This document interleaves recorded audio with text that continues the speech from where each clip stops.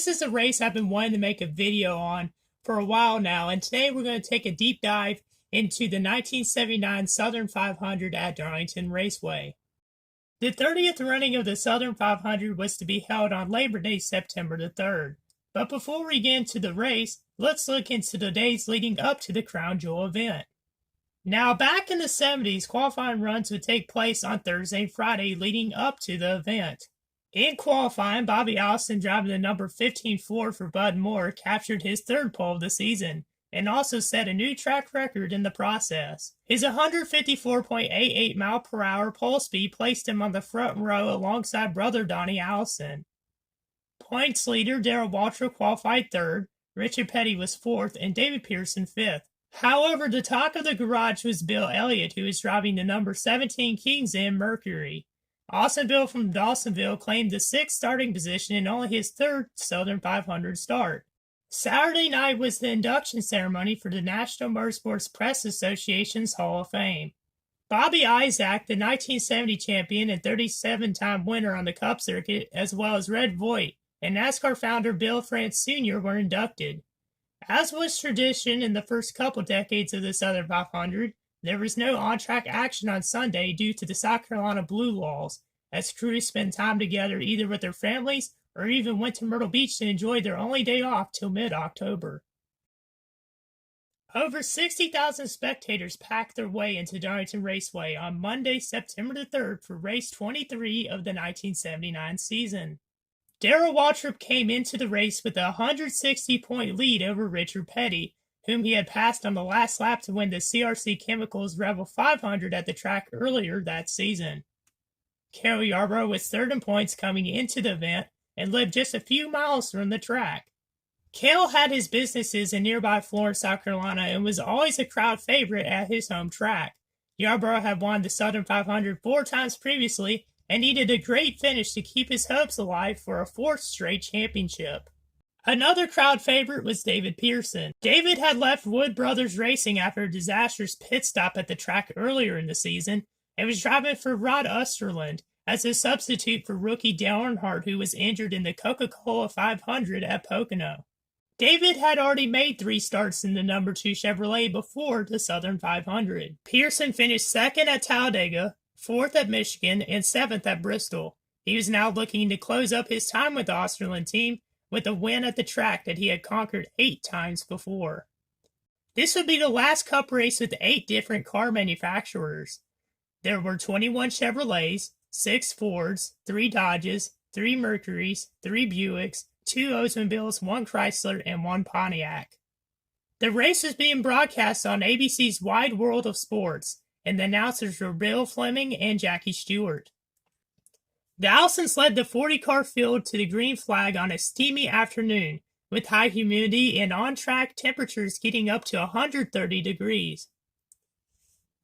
Donnie and his brother Bobby battled side-by-side early, with Donnie leading the first 27 laps before Bobby cleared him. Richard Petty lost a couple laps when he went behind the wall with an ignition issue as Bobby Allison continued to lead. The first caution of the race flew on lap 56 when rookies Harry Gant and Joe Milken collided in turn 4. When racing resumed on lap 62, Darrell Waltrip challenged Bobby Allison and took the lead the next lap. On lap 69, Bobby Allison passed Darrell Waltrip down the backstretch but collided with the lap car of H.B. Bailey, bringing out the second caution of the race. Allison had a flat tire but didn't pit immediately so he could stay on the lead lap.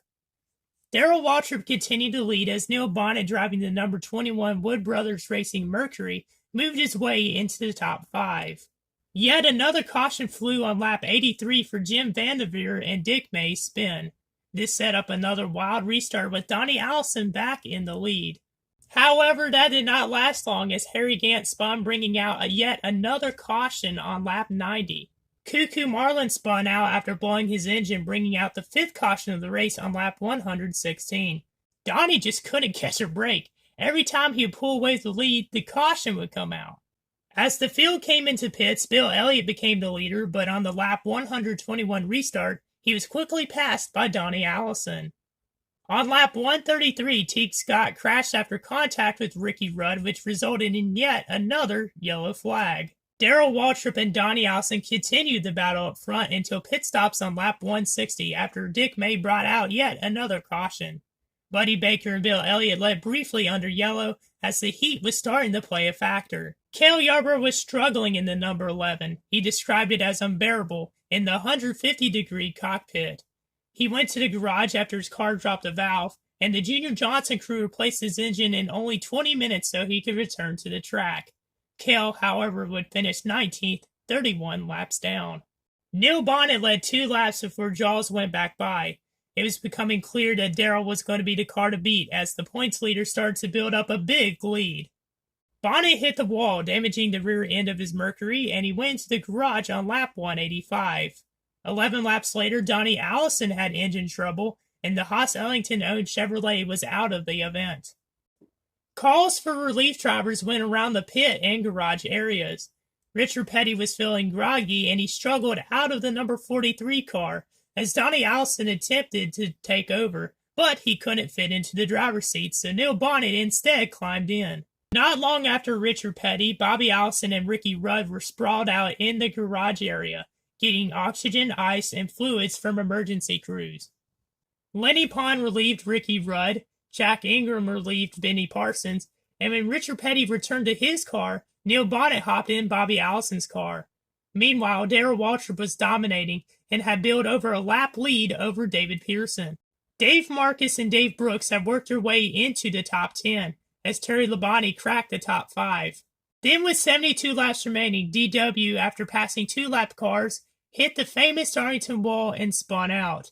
His lap advantage was now gone. This also brought out the 8th caution of the event.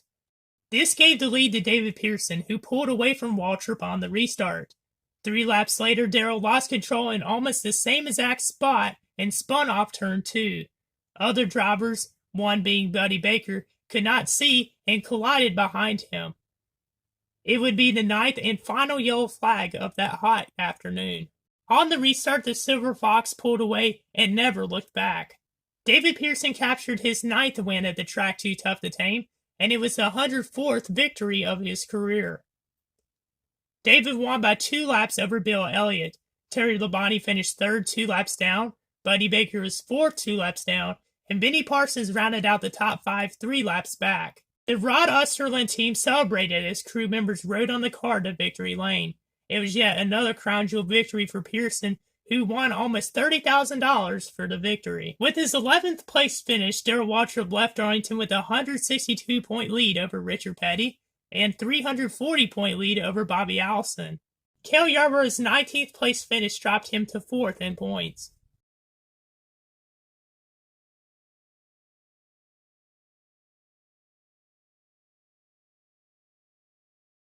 And that's the story of the 1979 Southern 500, one of the wildest and most grueling in NASCAR history. I hope y'all enjoyed this video, and if you did, please hit the like button and subscribe. I'd really appreciate it. Also, I'm excited to share that I'm now offering memberships on my channel. If you're interested, check it down below in the description. We've reached the checker flag, and until next time, I'm out. Peace.